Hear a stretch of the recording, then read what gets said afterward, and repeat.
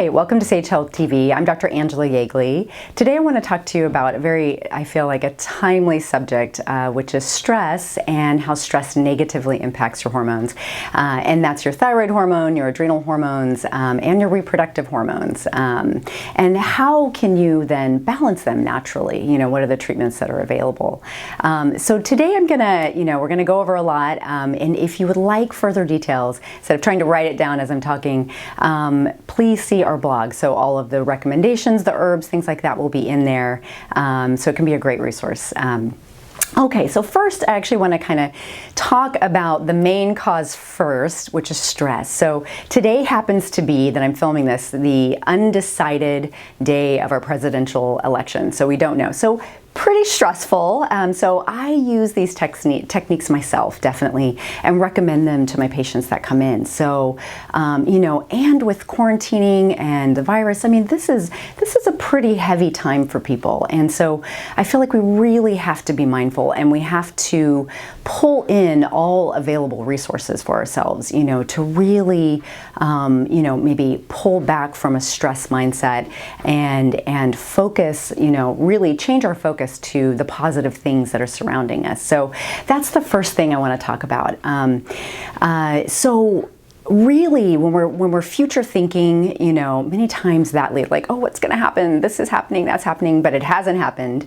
That can start, it gets people a little riled up. And so coming back to moments, so being present and having gratitude for this moment. So what that might mean is like, you're truly enjoying your driving and you're seeing leaves come down and they're beautiful and you're like, this is gorgeous, I'm going to feel this. Or, being with a friend and you're really enjoying that moment and you're like, you know what? I'm here, I'm present, I'm healthy, or, I'm alive, this is amazing, or you're drinking your coffee and you're like, this coffee is incredible, and I know that might sound sometimes a little trite. You're like, I have all these big things going on, I can't enjoy my cup of coffee. And it's like, you really can. And that's I think a mindset shift, again, being present, always bringing it back to that. Because really, tomorrow's not guaranteed. Yesterday's over, right?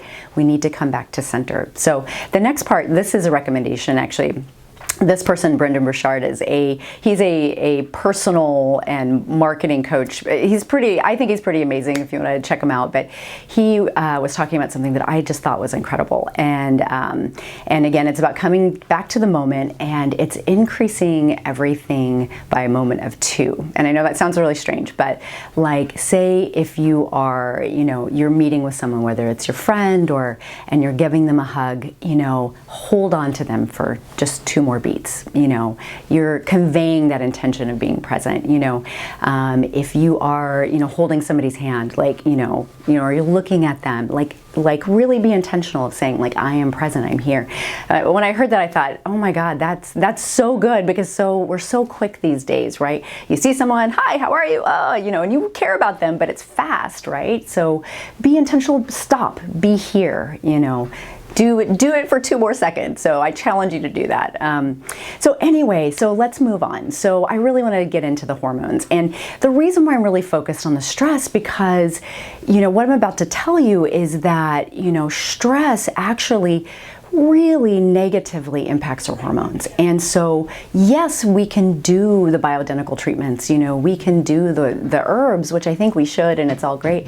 But unless you step back and you really get into, some stress relieving techniques, and again, I don't want to discount exercise, or again, being social, being with family, things like that, being with friends.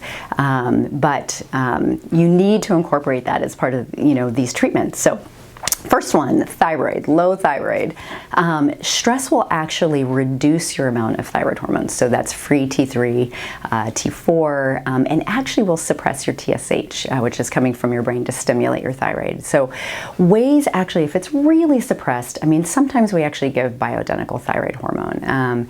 And other ways we support that, like the nutrients, are vitamin C, selenium, zinc, and the herbs are like Google, For scoli, we're looking at L-tyrosine, which is an amino acid. So these usually are in blends that we try to encourage the production of thyroid hormone.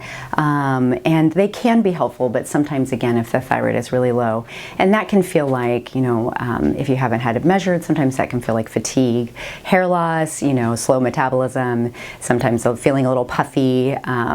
So, definitely get that measured, and then we can support you, or your functional medicine provider can support you in that way. So next is adrenals. So adrenals are little glands that sit on top of your kidneys, and they give you energy and stamina, and they take the hit. So when you're like, oh man, today is going to be crazy, I'm busy. So a lot of people think of like, oh, I'm gaining weight because my cortisol is really high.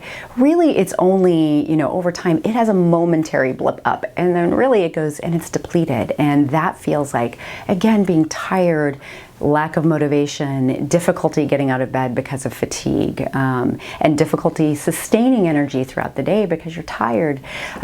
So again, working on, bringing the stress level down, but other ways that we support it are through a lot of herbs are amazing at helping the adrenal glands. The top ones I really like are ashwagandha, rhodiola, maca, ginseng, eleuthero, bacopa. We have a lot of herbs to reach for, and some are better than others, just depending on what you're dealing with, as far as like, is it more severe? Do you need something stronger? Do you have anxiety? Maybe we don't want to use something that's too stimulating, but still supports you. So there's a lot of ways naturally, and sometimes actually there is bioidentical cortisol to help your adrenal glands that we can prescribe. A lot of people don't know that, but if you're just so exhausted and that cortisol is just bottomed out, it can really make a huge difference. So the next one is your reproductive. So that's your estrogen, your progesterone, your testosterone. And what's really amazing is that stress really has a pretty severe impact on lowering all of those levels.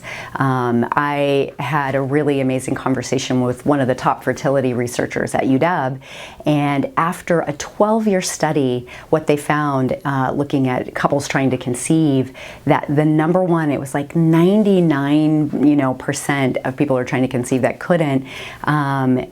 There were no other causes besides stress. They couldn't find anything else. And when that couple decided, that's it, we're getting a dog, or we're going to Europe, we're spending all of our, pregnancy money on Europe, and then boom, pregnancy.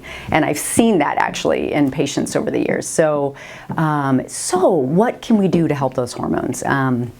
Again, besides incorporating things for the stress, really, many times we reach for bioidentical hormone prescriptions, and those are natural hormones.